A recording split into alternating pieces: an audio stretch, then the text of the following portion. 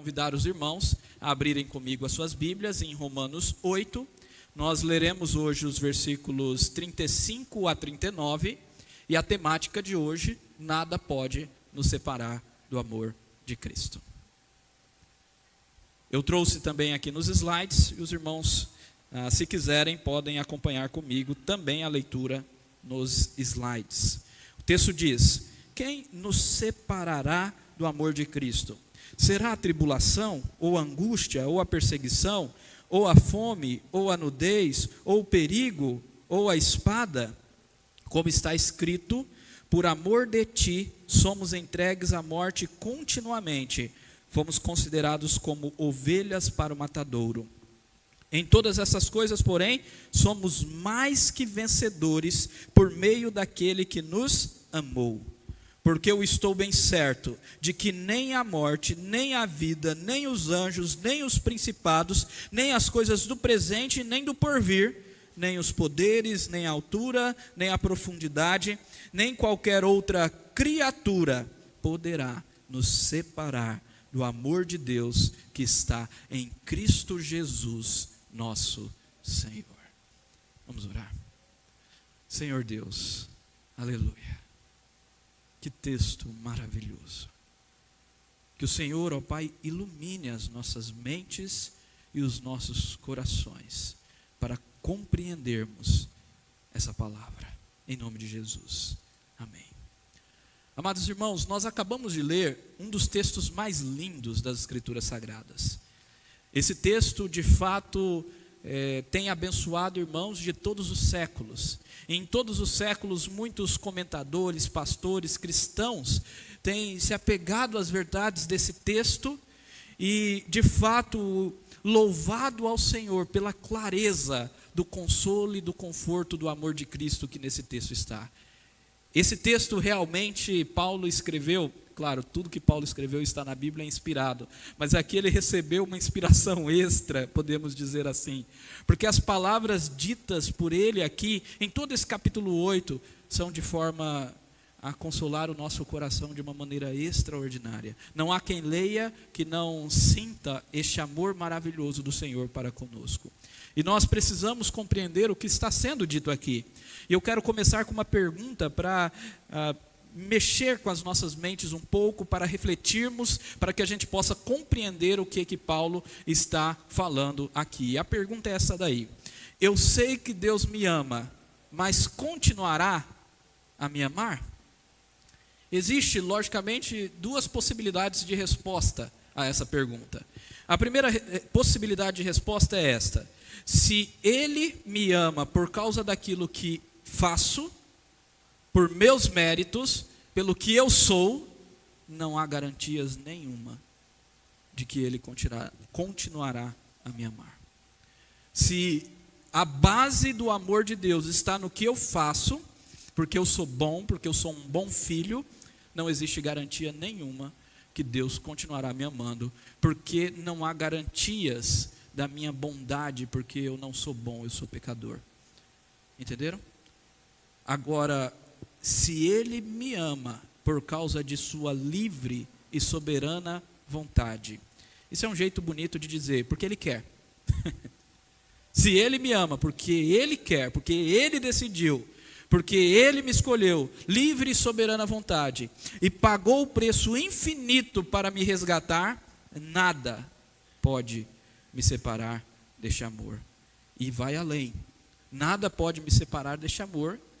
E este amor dele vai fazer com que eu viva conforme a vontade dele, praticando aquilo que eu deveria de fato praticar como um cristão. Porque é um amor que transforma. O amor de Deus, ele nos vivifica, ele nos transforma. Eu quero ilustrar isso daqui contando uma história que aconteceu comigo ainda no período do seminário. Me foi exigido, não apenas a mim, mas aos meus colegas de seminário, fazer uma pesquisa em algumas igrejas, perguntar algumas coisas para alguns pastores ou líderes dessas igrejas, justamente para a gente fazer uma comparação entre o que essas igrejas pensam e o que nós pensamos. Isso é uma pesquisa de campo, é um trabalho de campo, o seminário tem disso. Então eu fui, não vou mencionar a igreja, claro, mas os irmãos podem identificar em várias ramificações do cristianismo essa ideia. Eu fui numa igreja, conversei com um obreiro logo após o culto, participei de todo o culto ali, e eu perguntei para ele várias coisas, mas uma das coisas que eu perguntei é: você tem certeza da salvação? Aqui na igreja tem como ter certeza de que você é salvo? E ele me respondeu da seguinte forma, e essa resposta foi a única que eu lembro, porque essa foi marcante. Ele me respondeu: olha, hoje eu estou salvo, mas amanhã eu posso não estar. Hoje eu estou aqui praticando as boas obras, no culto e tudo mais, mas amanhã eu posso não estar. Então amanhã eu posso não estar, depois eu posso estar. Eu não respondi nada para aquele pastor, não refutei, não falei que isso não era bíblico, nada disso. Mas eu saí com um sentimento de desespero.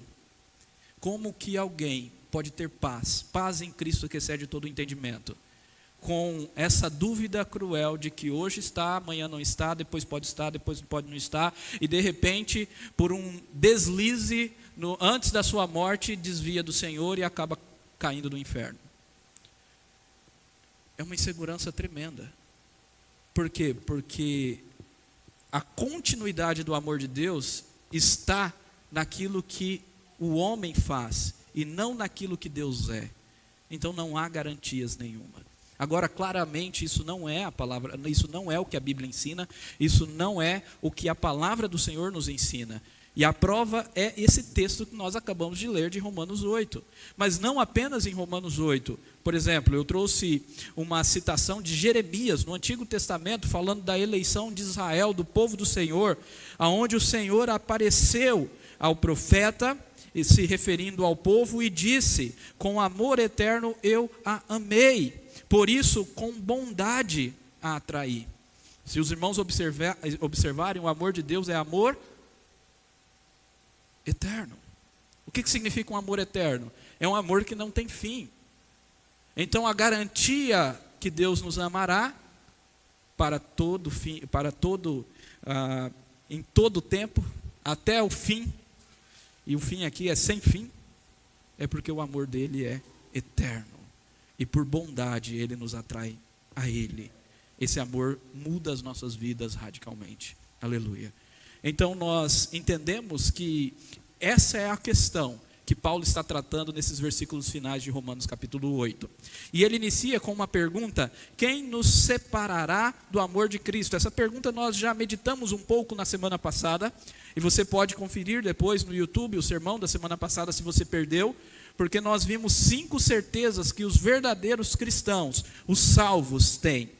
E uma das certezas é que nada pode nos separar do amor de Deus. Por quê? Por isso que eu já falei, mas por vários outros motivos que Paulo já falou na Epístola de Romanos. Aqui eu tentei trabalhar algumas vezes que Paulo fala sobre amor a Deus, ou o que o amor de Deus gera em nós na Epístola de Romanos. E a primeira coisa que nós vemos lá em Romanos 5 é isso. Antes ele falou que ele é apóstolo por causa do amor de Deus. Então o apostolado de Paulo vem pelo amor de Deus. Agora aqui em Romanos 5, um texto maravilhoso, nos é dito que este amor foi demonstrado e provado na cruz.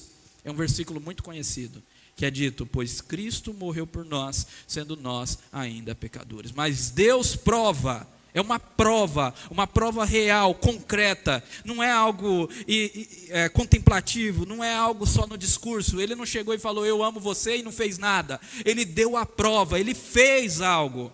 Ele enviou o seu filho, ele não poupou o seu próprio filho na cruz. Nós falamos sobre isso na semana passada.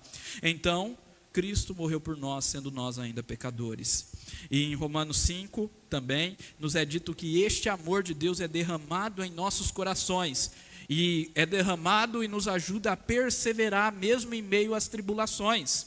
Então aquela história de que Deus me ama, então eu posso fazer o que eu quiser, eu posso viver da maneira que eu quiser, eu não vou perseverar porque Deus já me ama e não tem nada que pode me afastar do Senhor. Não é um discurso cristão. Porque aonde quer que Deus ame, transforma vidas. E aquele que Deus realmente ama, ele irá perseverar. É isso que é dito lá em Romanos 5:5. Nós também temos Romanos 8:28, que diz que Deus age em todas as coisas para o nosso bem, para o bem daqueles que amam a Deus. Então o amor de Deus, ele transforma a tal ponto que faz com que nós amemos. Ele nos amou primeiro, mas o amor dele por nós faz com que nós amemos a Deus acima de todas as coisas. Deus se torna prioridade em nossa vida. É o primeiro pensamento. Nós priorizamos o culto devocional diário, pessoal, individual, os nossos momentos devocionais. Nós priorizamos o culto no lar. Nós priorizamos o culto comunitário, porque o próprio Senhor Jesus Cristo instituiu e disse: não deixem de congregar, vão participar semanalmente da ceia do Senhor, do culto. Isso é priorizar a Deus acima de todas as coisas. É isso, é quando eu dedico ao Senhor todos os meus dias. O que mais? O amor que nos faz sofrer por Cristo e até morrer por sua glória. Nós vamos ver isso mais adiante. Então esse amor, ele nos impulsiona até sofrer e morrer por Cristo. E por fim, um amor que nunca deixará de nos conduzir com segurança até a glória final. E nós vimos isso, aqueles a quem Deus amou, Ele predestinou, Ele chamou, Ele justificou e também os glorificou, irá glorificar. Então o amor nos conduzirá até a glória final. Aleluia. Bom, então nós já vimos algumas coisas, inclusive desse texto que nós vamos meditar agora. Como que nós podemos entender essa verdade maravilhosa que nada pode nos separar do amor de Cristo? Nesse texto, essa ênfase maravilhosa que Paulo está dando, nós podemos entender em 2 pontos. Esse texto pode ser dividido em 2 pontos. O primeiro ponto é que os sofrimentos por causa da fé não podem nos separar do amor de Cristo. No primeiro versículo que nós estamos meditando, versículo 35, é dito: quem nos separará do amor de Cristo? Será tribulação, ou angústia, ou perseguição, ou fome, ou nudez, ou perigo, ou espada? Aqui nós temos uma lista de 7 dificuldades, de 7 tribulações, de 7 coisas que podem nos afligir, 7 possibilidades de coisas que podem nos separar. Paulo está fazendo uma lista, ele pergunta: quem pode nos separar? E ele coloca uma lista primária de 7 coisas que poderiam nos separar. Mas claro, a conclusão de Paulo é que os verdadeiros cristãos nunca serão separados do amor de Cristo. Agora, se nós meditarmos bem nessas 7 coisas que ele lista aqui, essas 7 coisas nos vêm por causa da fé. Paulo está dando uma ênfase inicial, e depois no segundo ponto nós vamos ver que ele vai generalizar, mas essa ênfase inicial aqui não é em qualquer tribulação, em toda a tribulação, é a tribulação que nós passamos enquanto humanos, mas ele está destacando aqui tribulação, angústia, perseguição, que o cristão sofre pelo simples fato de ser cristão. É o sofrimento que vem porque você um dia disse que eu sou de Cristo, eu não sou do mundo, eu não sou de Satanás, o meu coração pecaminoso não me domina, e aí o sofrimento vem porque o mundo quer te perseguir, Satanás quer te perseguir, o seu coração pecaminoso quer guerrear contra você. Então é esse sofrimento, tribulação, angústia, perseguição. É a primeira, agora o primeiro grupo aqui é uma tríade. Podem denotar todas essas pressões e aflições que são resultantes desses agentes do pecado: o mundo hostil, o seu coração e Satanás. Quando ele cita fome, nudez, a falta de comida e a falta de vestimenta, também advém do sofrimento que o cristão sofre. Ele é perseguido e ele pode até passar fome por causa do evangelho. No livro de Apocalipse nós vemos muito isso acontecendo. Os irmãos que estudaram comigo o livro de Apocalipse, no curso que eu dei, inclusive está todo online também, nós temos um acervo aí online extraordinário.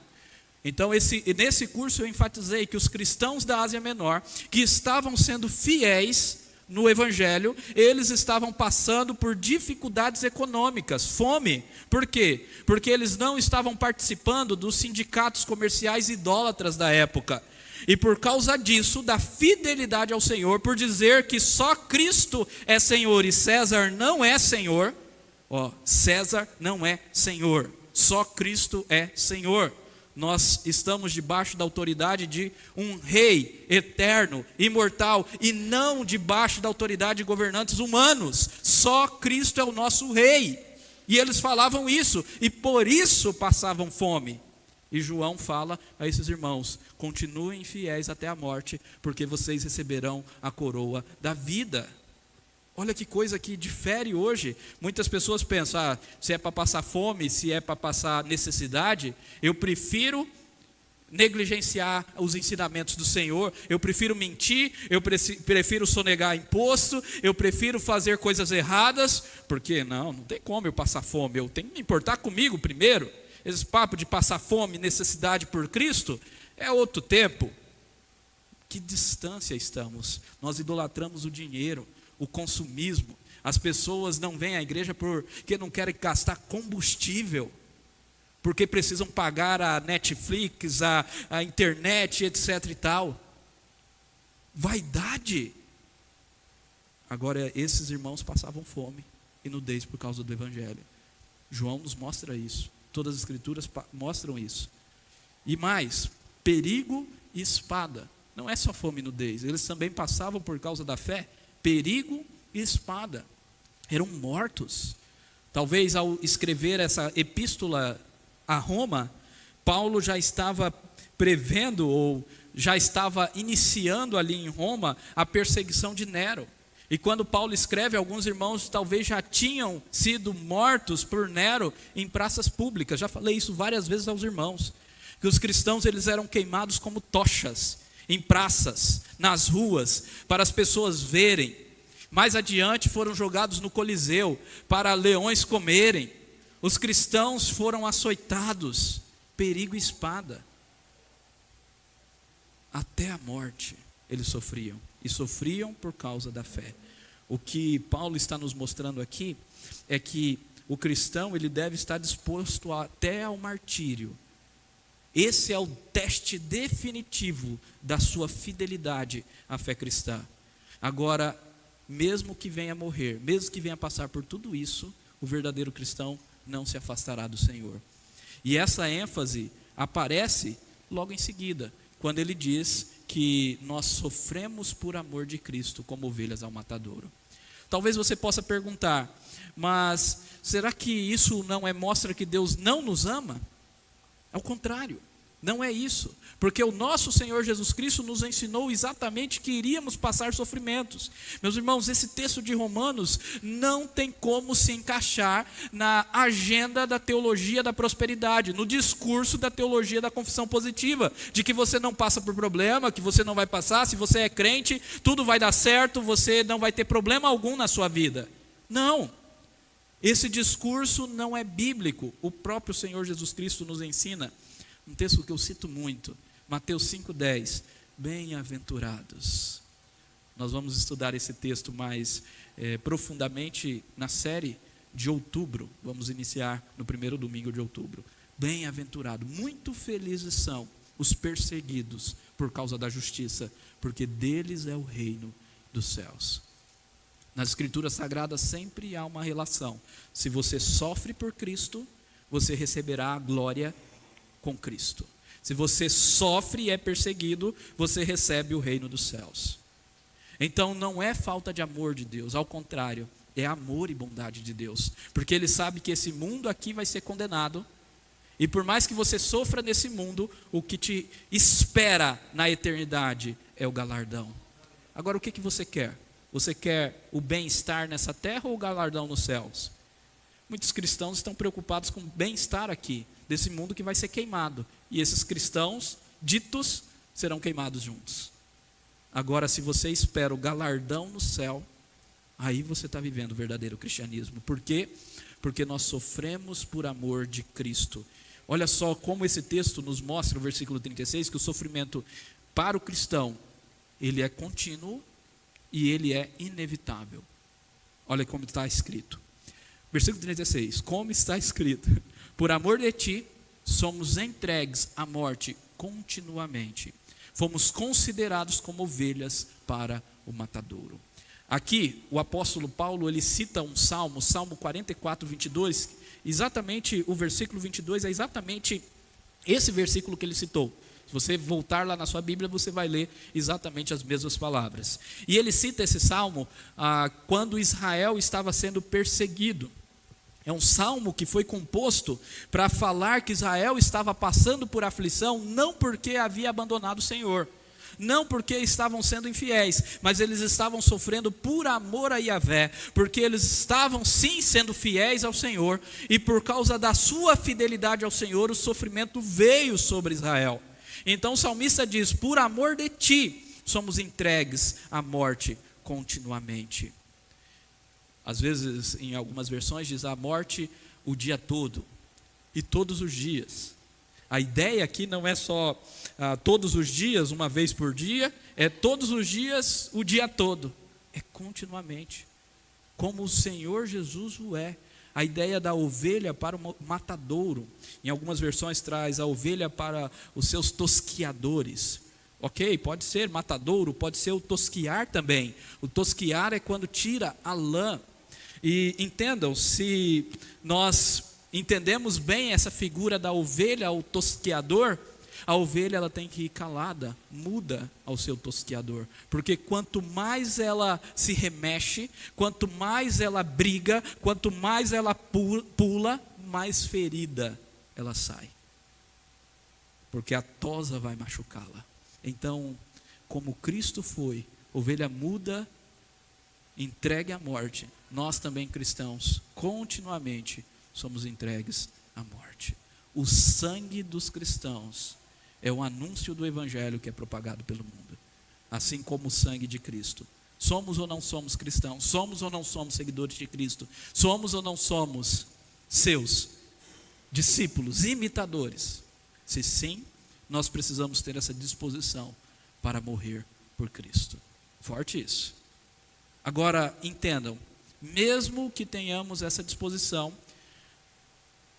para morrer, sermos humilhados, mesmo que sejamos levados para a matança, porque fazemos a vontade de Deus e amamos a Deus, isso não significa a nossa derrota. Jamais significa a nossa derrota. Entendem como o cristianismo é totalmente diferente do mundo? Se nós falamos para o mundo, a pessoa foi perseguida, derrotada, foi derrotada, vamos mudar o termo, foi açoitada, foi presa, o que o mundo vai pensar? Foi derrotada, o pior de todos os homens. Mas o cristianismo diz: não, aqueles que são verdadeiros cristãos, mesmo que passem por todas essas coisas, já são mais do que vencedores, por meio do amor de Cristo. Vocês estão compreendendo esse texto agora? Esse versículo que é totalmente mal entendido? Olha só, em todas estas coisas, que coisas? As 7 anteriormente ditas. Em todas estas coisas, porém, somos mais do que vencedores, por meio daquele que nos amou. Claro, Paulo está dizendo: olha, o sofrimento, a perseguição é uma realidade. Jesus disse que nós iremos sofrer, mas isso não significa que Deus não nos ama, e não significa que algo pode nos afastar do amor de Cristo. Não, porque em todas essas coisas, mesmo quando nós estamos suportando elas, nas coisas, quando estamos em perseguição, essas coisas não podem nos afastar de Cristo. Por quê? Porque nós somos mais do que vencedores. Isso é maravilhoso. Agora observem que Paulo está dizendo: já somos e não seremos. Há uma tendência nossa de pensar apenas em questões futurísticas. Nós seremos, a glória virá, a vida eterna vai ainda começar. Mas Paulo ele está dizendo: não, observem, vocês já são, vocês estão no sofrimento, estão sendo perseguidos, estão sendo açoitados, estão sendo presos, mas vocês são vencedores. Porque Cristo já venceu na cruz, porque Cristo já morreu e já ressuscitou, porque Deus não poupou o seu único filho em nosso lugar. Aqui nós sempre explicamos que existe o já e ainda não. O já porque isso é uma garantia firme, porque Cristo já conquistou, e ainda não porque de fato ainda estamos vivendo sofrimento, e somente quando Cristo voltar que não existirá sofrimento plenamente. Mas compreendam, mesmo no sofrimento, a vitória não é uma garantia futura, a vitória já é uma realidade presente. Você está sofrendo, você já é vencedor? Não, vencedor não, mais do que vencedor. Essa ênfase de Paulo é muito importante. Por quê? Porque ele não está dizendo aqui da vitória como o mundo quer que tenhamos a vitória. Talvez um sermão antropocêntrico, um sermão coaching, um sermão voltado para a autoajuda e para o homem, traria aqui 5 passos para você ser um vencedor, 10 passos para alcançar a vitória. Mude o seu mindset para que você alcançar o sucesso na sua vida. Uau! E Paulo está dizendo, você não precisa ser vencedor no sentido do mundo, porque você já é mais do que vencedor, mesmo que você não tenha sucesso, mesmo que você não tenha glória neste mundo, mesmo que você vá para uma cadeia por amor de Cristo, mesmo que você seja morto numa praça pública, queimado vivo. Você é vencedor, mais do que vencedor. Isso é extraordinário. Agora, entendam o final desse texto, porque sem esse final, nós não podemos compreender por que somos mais do que vencedores. O texto diz, nós somos mais do que vencedores por meio daquele que nos amou. A garantia que somos mais do que vencedores é o amor de Cristo. A razão de sermos mais que vencedores é este amor eterno, é este amor livre, é este amor soberano, que Ele decidiu nos amar, nos escolher, nos salvar, nos predestinar, nos justificar e nos glorificar. Essa é a garantia, não é minhas boas ações, não é os meus méritos, não é porque eu sou uma pessoa agradável e amável, todo mundo me ama. Convenhamos, meus amados, nós não somos amáveis, né? Se a gente for nos aprofundar em nós mesmos, lá no íntimo, lá quando nós somos o que realmente somos, nós somos pessoas terríveis, não é verdade? Mas Deus nos amou sendo nós ainda pecadores, é isso que o texto diz. E é este amor. É interessante aqui, ele está dizendo, por meio daquele que nos amou, por meio daquele que morreu na cruz, naquele dia, naquela sexta-feira da paixão, às 9 horas da manhã até às 15 horas da tarde, quando houve trevas, quando Deus Pai o abandonou e ele sentiu a angústia, antes foi açoitado, antes foi colocado uma coroa de espinho na sua cabeça, antes ele transpirou sangue em angústia. É esse Jesus que teve que carregar a cruz, ele nos amou. É esse amor que eu quero que vocês entendam. Nós somos mais do que vencedores, porque Cristo nos amou. Ele morreu, mas Paulo já havia dito que ele não apenas morreu, mas ressuscitou. Ou antes, ou melhor, calma, ele não ficou na morte.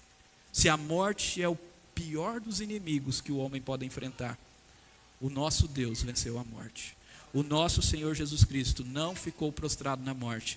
E por causa dele, nele, através dele, porque somos corpo dele, povo dele, da propriedade exclusiva dele, nós também já somos mais do que vitoriosos, mesmo que sejamos crucificados igual ele.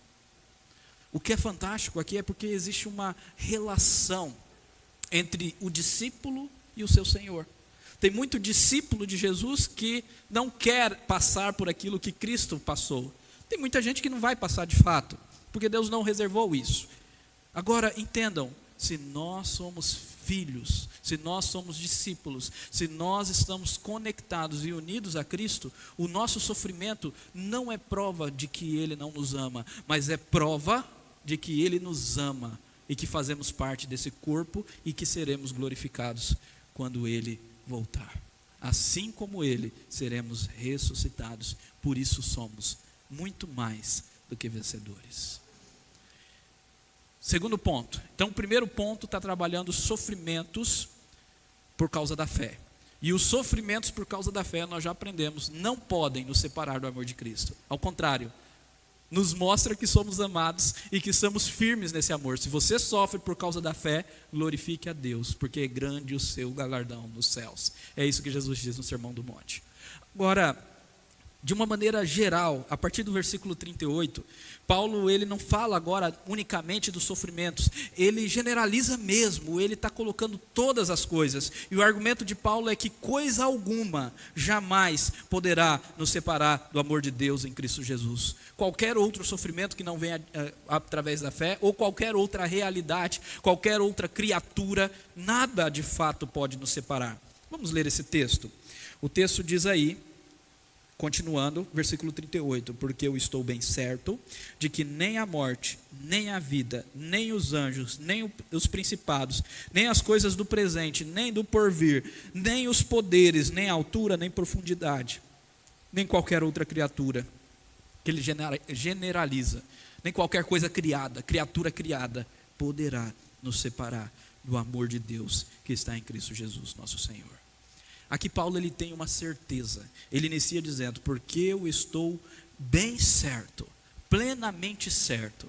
É interessante porque ele sempre utiliza essas expressões para dar alguns destaques. Antes ele havia dito que nós sabemos que Deus age em todas as coisas, e ele sempre enfatiza essas coisas que nós sabemos que Deus está fazendo por nós. Mas aqui ele coloca num tom mais rigoroso, um tom mais forte. E ele diz, olha, eu estou bem certo. É certeza plena, eu não tenho dúvida disso. De que nada pode nos separar do amor de Deus. Aqui nós temos uma ênfase numa doutrina maravilhosa chamada preservação dos santos, também conhecida de perseverança dos santos. A perseverança dos santos é a verdade que todo verdadeiro cristão, que é salvo, convertido pelo Espírito Santo, que Deus escolheu, que Deus chamou, que Deus converteu, que Deus transformou, ele irá perseverar até o fim. Agora, eu gosto muito da expressão que aponta para essa mesma doutrina, mas não aponta para a nossa ação, aponta para aquilo que Deus faz, porque a perseverança só acontece se Deus preserva, e Deus preserva, é essa a ênfase. É isso que nós estamos aprendendo. É isso que Paulo diz lá em Filipenses, quando ele diz, eu estou também certo de que aquele que começou a boa obra em vós há de terminá-la. Então, se Deus começou a obra salvífica em nossa vida, Ele irá terminar. É Ele que irá preservar os santos. Entenderam os dois santos? Ele que vai preservar os santos. Entenderam? Por isso que aquela história, já sou salvo, uma vez salvo, sempre salvo, posso fazer o que eu quiser, não é bíblica, não é cristã. Quem fala isso está longe do Evangelho. Porque se você de fato é salvo, se de fato você está sendo preservado pelo Senhor, você está sendo preservado em quê? Na santidade. Se o Espírito que é santo habita em você, você vai buscar o quê? Santidade. Como que o Espírito Santo vai habitar no seu coração sem transformar o seu coração? Não tem lógica isso. Então, Paulo ele está certo de que os verdadeiros cristãos não serão separados do amor de Cristo. Mas isso não é um placebo para cristão negligente. Nós falamos sobre isso. Isso é a convicção daqueles que todos os dias estão nessa batalha constante contra o pecado, sofrem pelo pecado, sofrem por muitas vezes ainda não conseguirem ter alcançado a santificação em certo pecado, choram, pranteiam, mas lutam constantemente pela graça do Espírito, que oram, que buscam o Senhor todos os dias, que não negligenciam as coisas do Senhor, a graça do Senhor, a adoração ao Senhor. Esses, Paulo está plenamente certo de que nada nem ninguém poderá separar de Cristo, porque são salvos. Olha aqui que ele diz, porque eu estou bem certo de que nem a morte, ele começa já com o principal inimigo, a morte não pode. Se a morte não pode, o restante então, nem a morte, nem a vida. A morte, qualquer perseguição ou qualquer coisa que nos leve a morrer, mas também qualquer coisa da vida, qualquer idolatria da vida que nos afaste do Senhor. Eu sempre falo aos irmãos que eu tenho um grilo com C.S. Lewis, né? Eu estou grilado com C.S. Lewis. Já pensou um trem desse? Porque C.S. Lewis tirou Susana do Céu de Nárnia. E aí eu dei um spoiler, se você não leu, você ganhou um spoiler e não vai querer ler mais. Sim, tirou Susana do Céu de Nárnia. Por vários livros, C.S. Lewis enfatizou que uma vez rei e rainha de Nárnia, sempre rei e rainha de Nárnia. Então Susana não poderia sair, não poderia ser tirada do céu, não poderia cair da graça, como muitas pessoas falam que é possível. Porque uma vez rei e rainha de Nárnia, sempre rei e rainha de Nárnia. Agora ele tirou, é interessante o que ele diz. E claro, entendamos que C.S. Lewis está vivendo em 1945, mais ou menos, no período da Segunda Grande Guerra Mundial. E ele disse o seguinte: Susana não veio para Nárnia, abandonou Nárnia, porque ela se esqueceu de Nárnia, e ela se preocupou mais com lingeries do que com Nárnia. C.S. Lewis. Ele falou desse jeito. Está no livro dele. Claro que o ponto aqui não é a lingerie, mas é as coisas terrenas que ele quer destacar. Susana não deveria, porque se ela de fato era a rainha de Nárnia, ela não poderia ser afastada de Nárnia. Mas há de nós refletirmos que aqueles que não são verdadeiros cristãos vão se preocupar mais com as coisas dessa vida do que com Cristo. E essa é uma coisa para a sua autoanálise. Você está preocupando mais com as coisas desta vida do que com as coisas do nosso Senhor? A palavra de Deus, Paulo nos diz que nem a vida, nem as coisas dessa vida pode nos separar. Nem anjos, criaturas celestiais, nem principados, os principais deste mundo, às vezes usado para se referir até às forças demoníacas, nem o presente que nós estamos vivendo cheio de crises, cheio de pandemia, de Covid, nem o porvir, a incerteza do futuro. A gente não sabe o que vai vir, o que nos reserva no futuro, nem poderes, mais uma expressão às vezes utilizada para se referir às forças demoníacas. Meus irmãos, Satanás já foi derrotado na cruz.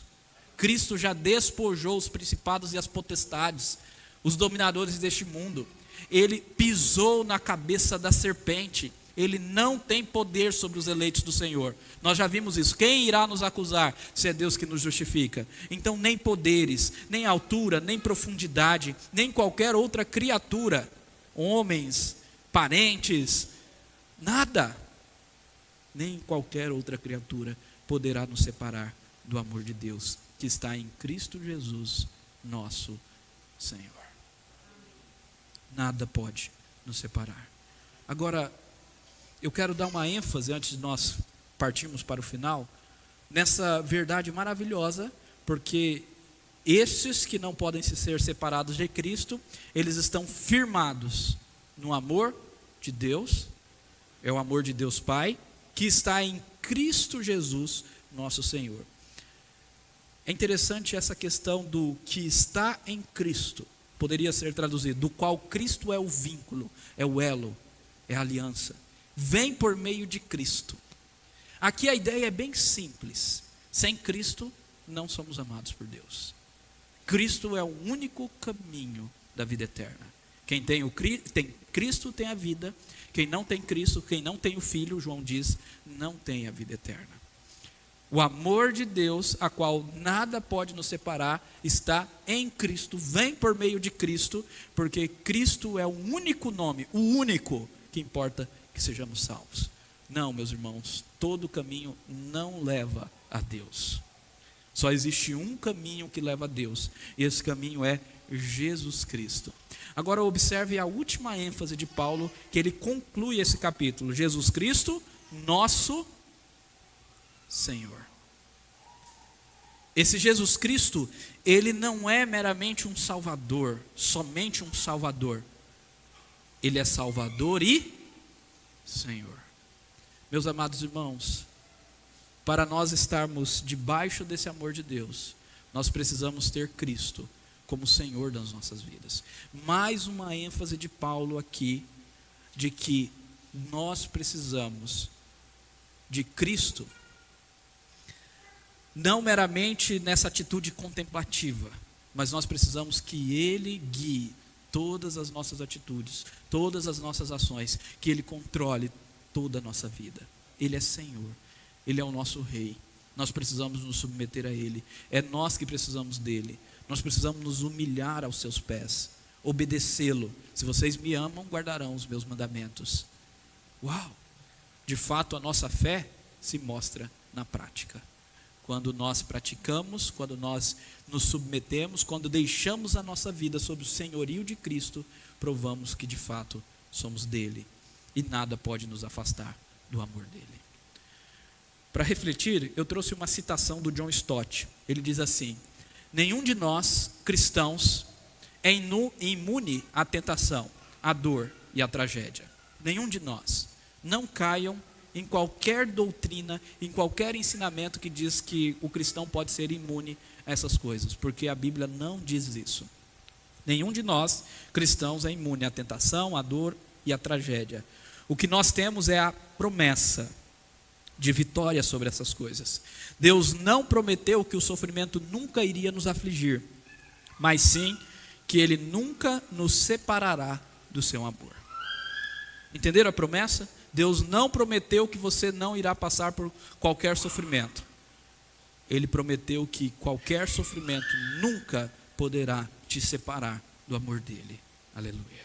Então, na prática, em nome de Jesus, meu irmão, minha irmã, confie no amor do Senhor. Confie no Senhor em seu amor por ti, mesmo quando tudo está ruim. Eu sei que nós estamos passando dias difíceis, mas confie que Ele te ama. E entenda que nós somos chamados a sofrer. Esse é o chamado cristão.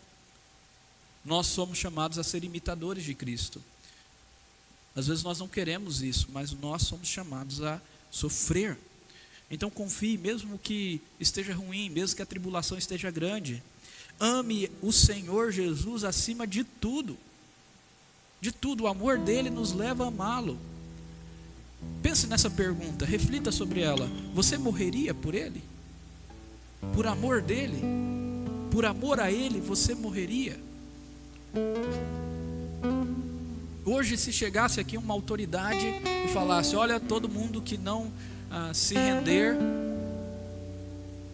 ou todo mundo que não negar a Jesus vai ser morto, você negaria? Você diria: não, eu prefiro a minha vida. Claro, nós não temos isso. É difícil a gente medir.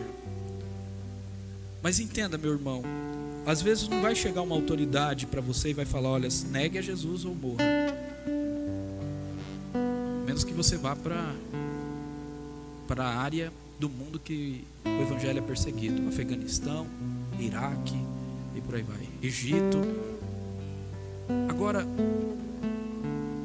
tudo bem, não é isso que vem.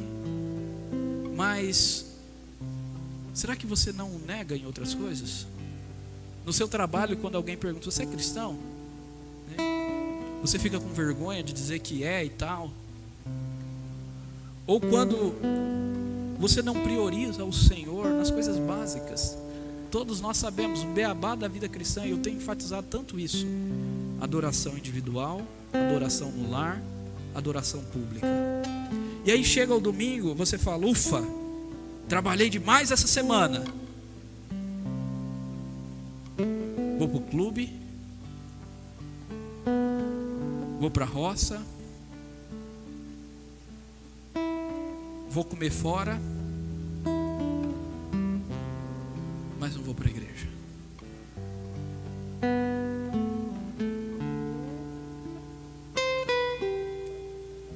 Você morreria por ele?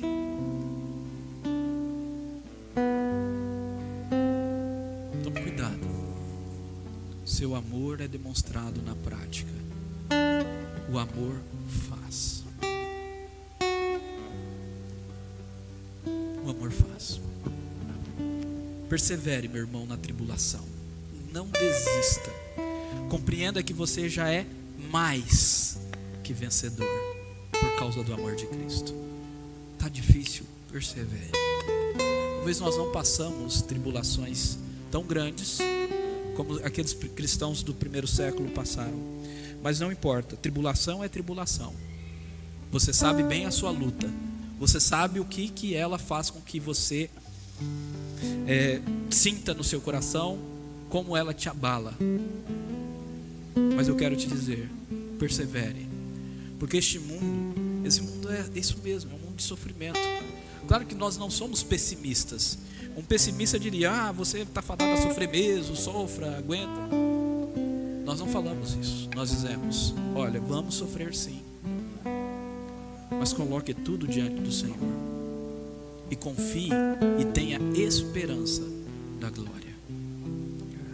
e faça disso a sua alegria, mesmo em meio à tribulação. Busque ao Senhor através da adoração individual, familiar e comunitária. O Senhor está perto dos que o buscam. Está perto. Em dias de tribulação, precisamos buscá-lo. Em dias de alegria, também precisamos buscá-lo, porque Ele está perto dos que o buscam. Em nome de Jesus, não tenha medo da morte ou da vida, ou demônios ou poderes, do futuro ou do presente. Cristo é o nosso Senhor. E uma coisa maravilhosa dessa ênfase, Cristo é o nosso Senhor, porque Ele é o Senhor de tudo. Até daqueles que não se rendem da maneira que o cristão se rende a Cristo voluntariamente, até estes irão se dobrar. Claro, para o juízo, mas irão se dobrar. Porque Cristo é Senhor de tudo e de todos. Então não tenha medo. O cristão que tem medo dessas coisas precisa rever a sua fé e a sua confiança no Senhor. Em nome de Jesus. E por último, tenha plena certeza de que nada pode nos separar do amor de Deus. E vive essa realidade todos os dias com gratidão. O grande desafio é tirar essa realidade do conceito, porque é muito fácil, nada pode nos separar. Todo mundo compreendeu na mente, né? Agora, joga isso para o dia a dia. O que muda na minha vida? Eu coloquei um exemplo aqui. Pelo menos gratidão. E meus irmãos, eu não quero ser hipócrita aqui. Eu não estou falando algo que eu sou craque, expert, que eu vivo feliz e grato a Deus por tudo que eu estou passando de dificuldade. Minha esposa está ali. Ela sabe muito bem qual que é a minha atitude quando alguma coisa dá errada. Como eu fico estressado e grilado, nervoso, chateado, muitas vezes murmuro. Então isso daqui é uma aplicação para mim. De fato precisamos aprender a entender que mesmo quando as circunstâncias não são da maneira que nós queremos, nós somos mais do que vencedores. Isso deve gerar gratidão em nosso coração. Eu quero finalizar com essa citação, é um pouco longa, mas eu gostaria que os irmãos prestassem atenção, do Charles Spurgeon. Eu vou lê-la e aqui nós encerramos logo após a oração. Desejo que você confie ao Senhor todos os sofrimentos do tempo presente. No mundo tereis aflições, mas aprenda pela fé a perceber que todas as coisas cooperam para o bem. E então submeta-se à vontade do Senhor. Veja a ovelha quando está sendo tosada no tosqueador. Se permanecer parada, as lâminas não a ferirão. Porém, se ela se debater, ou mesmo se encolher, será cortada. Submeta-se às mãos de Deus, e a aflição perderá o seu fio. Vontade própria e murmurações nos causam 100 vezes mais sofrimentos do que as nossas próprias aflições. Então, creia no Senhor, tendo a certeza de que a vontade dele é muito melhor do que as suas. E assim, não somente se submeta a ela, a vontade do Senhor, mas se alegre nela. Curva sua cabeça e ore. Nada vai nos separar, mesmo se eu me abalar, teu amor não falha.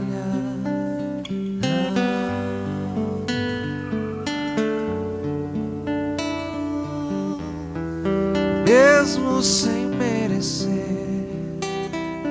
tua graça se derrama sobre mim, teu amor não falha.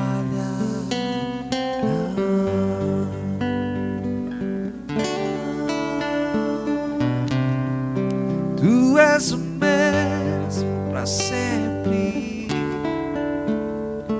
teu amor não muda,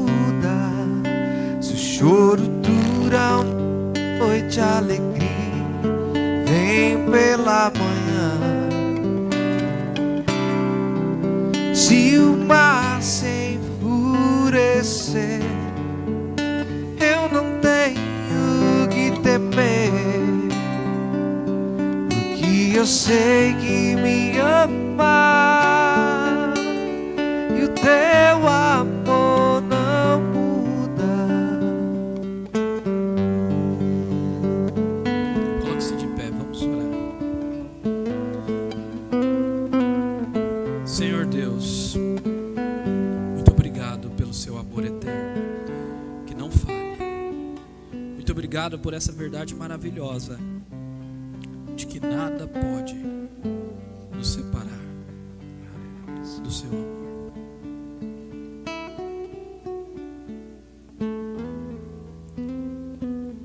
Nos perdoe, porque somos pecadores, Pai. Imploramos a sua graça e te louvamos, porque aquele que vem ao Senhor, de modo nenhum o Senhor lança fora. Edifique a tua igreja, Pai, em nome de Jesus. Possamos ter essa convicção de que o teu amor eterno por nós é a garantia que firmes estaremos no Senhor até o fim. E que possamos puxar essa realidade para o nosso dia a dia, para vivermos em gratidão e em adoração ao Senhor em todo o tempo. Que paremos de dar desculpas esfarrapadas para não priorizarmos o Senhor. Que entendamos o nosso erro e nos arrependamos genuinamente e clamemos misericórdia aos teus pés, e que sintamos o seu amor renovador, transformador, em nome de Jesus. E agora, irmãos, que a graça do nosso Senhor Jesus Cristo, o amor de Deus e as santas consolações do Espírito Santo esteja sobre vós, igreja, povo, eleito e amado pelo Senhor, hoje, para todo sempre. Amém.